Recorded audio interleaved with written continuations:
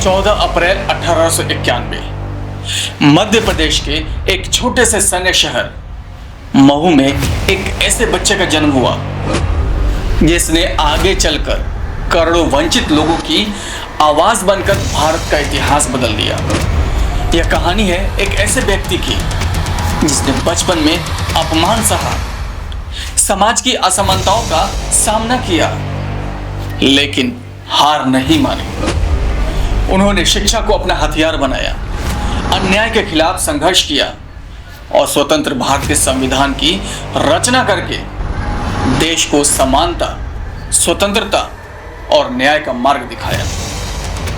उन्हें दुनिया डॉक्टर भीमराव रामजी अंबेडकर के नाम से जानती है, लेकिन उनका यह सफर बिल्कुल भी आसान नहीं था। यह संघर्ष, साहस, विद्रोह और परिवर्तन की कहानी है। आज की इस डॉक्यूमेंट्री में हम जानेंगे कि उनके बचपन की कठिनाइयों के बारे में, उनके शिक्षा के लिए की गई संघर्ष के बारे में, दलित अधिकारों के आंदोलन के बारे में, संविधान निर्माण में उनकी भूमिका और उनके अंतिम दिनों तक के उस मिशन के बारे में जिसने भारत को हमेशा के लिए बदल दिया। 14 अप्रैल 1891 महू, मध्य प्रदेश। भीमराव का जन्म एक महार परिवार में हुआ था। उनके पिता रामजी मालोजी सकपाल ब्रिटिश भारतीय सेना में सूबेदार थे। उनकी माता भीमाबाई सकपाल धार्मिक और संस्कारी महिला थी।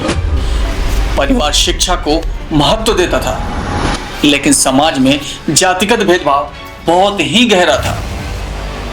उस समय दलित समुदाय को अछूत माना जाता था। उन्हें मंदिरों में प्रवेश नहीं मिलता था। सार्वजनिक कुओं से पानी लेने के लिए अनुमति नहीं थी। यहां तक कि स्कूलों में भी उनके साथ भेदभाव होता था। भीमराव बचपन से ही इन अन्यायपूर्ण परिस्थितियों को देख रहे थे। जब वे केवल 6 वर्ष के थे, उनकी मां का निधन हो गया। इसके बाद उनका जीवन और कठिन हो गया, लेकिन उनके पिता ने बच्चों की शिक्षा पर कभी समझौता नहीं किया। स्कूल में भीमराव को अन्य छात्रों से अलग बैठाया जाता था। उन्हें कक्षा के अंदर बैठने की अनुमति नहीं होती थी। पानी पीने के लिए वे स्वयं नल को छू नहीं सकते थे। यदि कोई उच्च जाति का कर्मचारी मौजूद होता, तभी उन्हें पानी मिल पाता। एक बार स्कूल से यात्रा करते समय उन्हें और उनके भाई बहनों को बैलगाड़ी से उतार दिया गया, क्योंकि चालक को उनकी जाति का पता चल गया था।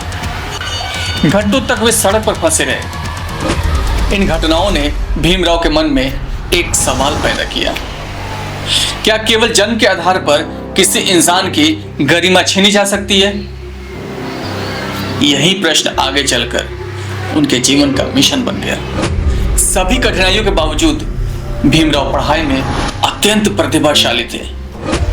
फिर 1907 में वे एल्फिस्टन हाई स्कूल से मैट्रिक परीक्षा पास करने वाले अपने समुदाय के पहले छात्रों में से एक बने।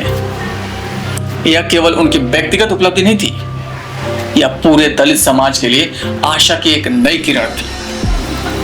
फिर 1912 में उन्होंने बॉम्बे विश्वविद्यालय से अर्थशास्त्र और राजनीति विज्ञान में स्नातक की डिग्री प्राप्त की। उनकी प्रतिभा से प्रभावित होकर बड़ौदा के महाराजा सयाजीराव गायकवाड़ तृतीय ने उन्हें विदेश में पढ़ाई करने के लिए छात्रवृत्ति प्रदान की। फिर वे अमेरिका गए और 1913 में वे अमेरिका के कोलंबिया विश्वविद्यालय पहुंचे। यहाँ उन्होंने पहली बार ऐसे समाज को देखा जहां जातिगत भेदभाव था ही नहीं। उन्होंने अर्थशास्त्र, समाजशास्त्र, राजनीति और दर्शन का गहन अध्ययन किया। 1915 में उन्होंने एमए की डिग्री प्राप्त की। बाद में उन्होंने पीएचडी भी पूरी कर ली।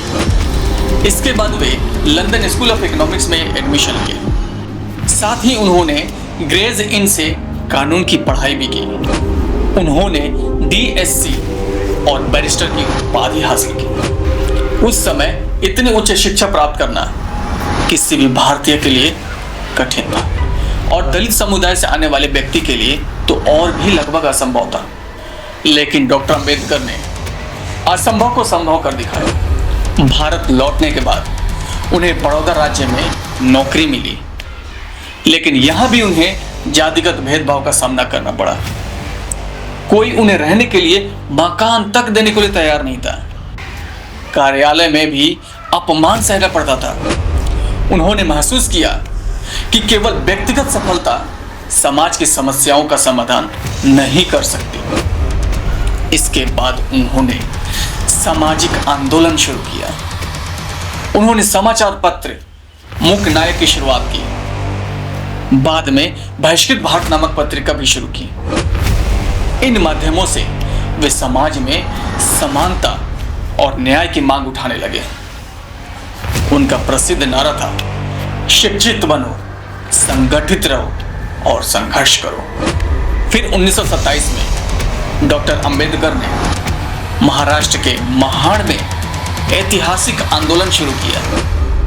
यह आंदोलन सार्वजनिक जल स्रोतों पर दलितों के अधिकार के लिए था।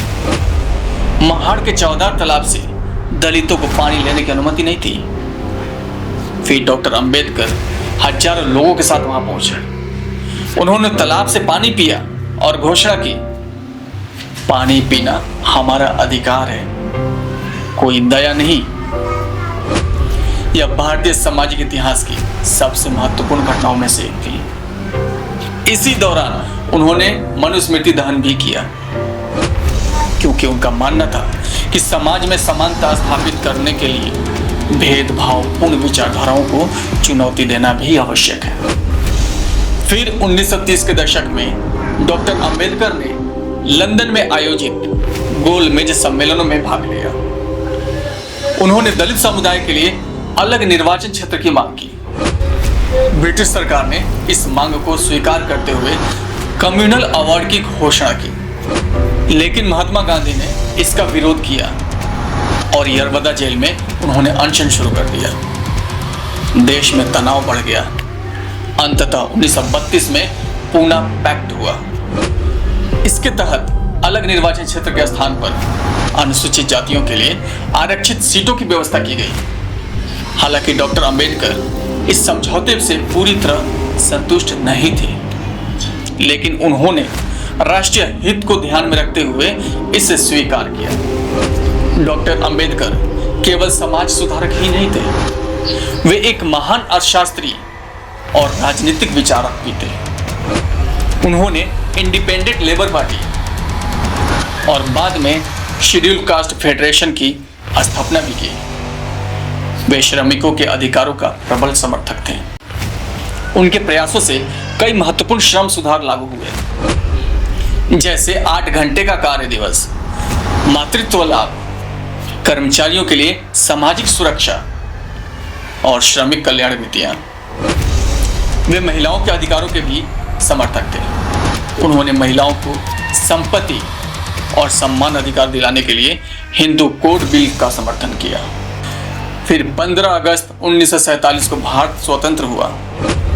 इसके बाद संविधान सभा ने डॉक्टर B.R. अम्बेडकर को संविधान मसौदा समिति का अध्यक्ष नियुक्त किया। यह उनके जीवन का सबसे महत्वपूर्ण जिम्मेदारी थी। लगभग 2 वर्ष 11 महीने और 18 दिनों की मेहनत के बाद भारत का संविधान तैयार हुआ। डॉक्टर अंबेडकर ने संविधान में निम्नलिखित मूल्यों का विशेष महत्व दिया।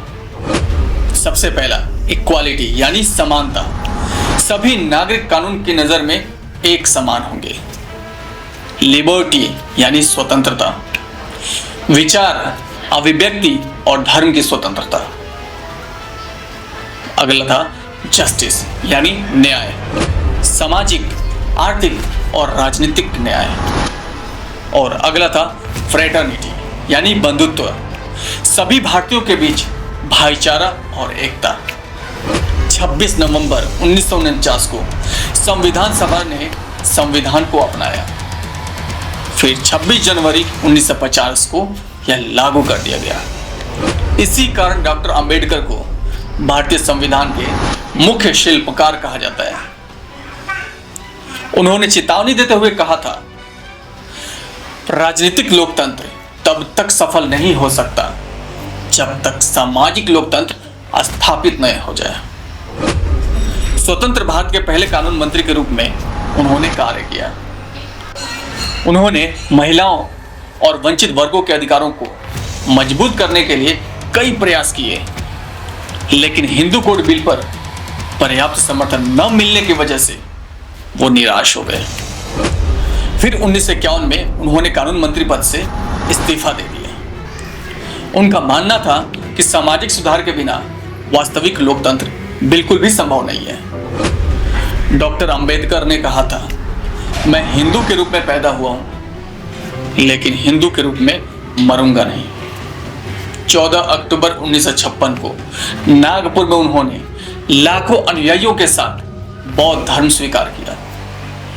उन्होंने बौद्ध धर्म को समानता, करुणा और मानवता का मार्ग माना। इस ऐतिहासिक घटना ने भारत में एक नए सामाजिक आंदोलन को जन्म दिया। फिर साल आया 1956। 6 दिसंबर 1956 को दिल्ली में डॉक्टर भीमराव अंबेडकर का निधन हो गया। वे मात्र 65 वर्ष के थे। उनकी अंतिम पुस्तक द बुद्ध एंड हिज दम मरणोपरांत प्रकाशित हुई। उनके निधन के बाद भी उनके विचार करोड़ों लोगों को प्रेरित करते रहे। फिर 1990 में भारत सरकार ने उन्हें मरणोपरांत भारत रत्न से सम्मानित किया। आज डॉक्टर अंबेडकर केवल एक नेता नहीं है, वे समानता, शिक्षा और सामाजिक न्याय के प्रतीक हैं। भारत का संविधान उनके दूरदर्शी नेतृत्व का प्रमाण है। उनके विचार आज भी प्रासंगिक हैं, जैसे शिक्षा के माध्यम से सशक्तिकरण, सामाजिक समानता, लोकतांत्रिक मूल्यों की रक्षा, महिलाओं और वंचित वर्गों का अधिकार। डॉक्टर भीमराव अंबेडकर का जीवन हमें सिखाता है कि परिस्थितियां चाहे कितनी भी कठिन क्यों न हो, दृढ़ संकल्प और शिक्षा के बल पर परिवर्तन संभव हो। दोस्तों, एक छोटा सा बालक जिसे स्कूल में पानी तक पीने नहीं दिया जाता था, वह व्यक्ति आगे चलकर दुनिया के सबसे बड़े लोकतंत्र संविधान लिख जाता है। यह केवल एक व्यक्ति की सफलता की कहानी नहीं है, यह न्याय, समानता और मानव गरिमा की जीत की कहानी है। डॉक्टर अंबेडकर ने कहा था, जीवन लंबा होने की बजाय महान होना चाहिए, और वास्तव में उन्होंने अपने जीवन को महान बनाकर करोड़ों लोगों के जीवन को बदल दिया। उनका विरासत हर उस व्यक्ति को प्रेरित करती रहेगी जो अन्याय के खिलाफ खड़ा होने का साहस रखता है। डॉक्टर भीमराव अंबेडकर केवल इतिहास का हिस्सा नहीं है, वे भारत के वर्तमान और भविष्य की आत्मा है। उनका जो संदेश था, शिक्षित बनो, संगठित रहो और संघर्ष करो, यही संदेश आज भी भारत के करोड़ों लोगों के लिए आशा और परिवर्तन का मार्ग है। एक बार कमेंट में आप लोग जय भीम जरूर लिखिएगा।